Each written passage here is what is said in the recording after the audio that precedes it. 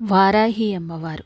వారాహిదేవి హిందూ మత నమ్మకాల ప్రకారం అమ్మవారి శక్తి రూపాల్లో ఒకటి. ఈమెను సప్తమాతృకలలో ఒక ఆమెగా, దశమహావిద్యల్లో ఒక ఆమెగా కొలుస్తారు. ఈమె వరాహ ముఖం కలిగి ఉంటుంది. ఈమెను లక్ష్మీదేవి స్వరూపంగా కూడా కొందరు కొలుస్తారు. లక్ష్మీదేవి రూపంలో కొలిచేటప్పుడు ఈమెను మనిషి రూపంలో పూజిస్తారు. ఈమె వరాహస్వామి అర్ధాంగి.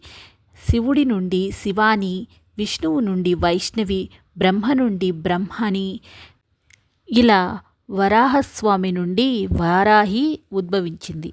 దేవి మహత్యం ప్రకారం రక్తబీజుడని రాక్షసుడి సంహారం కోసం దుర్గాదేవి తన దేహం నుండి మాతృకలను సృష్టించింది. అలా పుట్టుకొచ్చిన మాతృకలతో రాక్షసుడిని, అతని సేనను సంహరిస్తుంది. శుంభుడు దుర్గాదేవిని ద్వంద్వ యుద్ధం కోసం రమ్మని సవాలు చేస్తే ఆమె తిరిగి మాతృకలను తనలో ఇముడ్చుకుని రాక్షసుణ్ణి సంహరిస్తుంది. వామన పురాణం ప్రకారం మాతృకలు అమ్మవారి రూపమైన చండికా నుంచి ఉద్భవిస్తారు.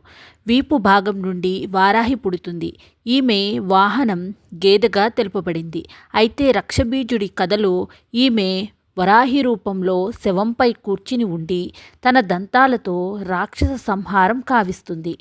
ఈ శక్తి దుష్ట శక్తులను అణచడానికి వీలుగా రూపొందించబడింది. ఈ వారాహీదేవి కవచం పారాయణం చేస్తే ఎంతటి కష్టసాధ్యమైన పనులైనా త్వరగా పూర్తి అవుతాయని చెబుతారు.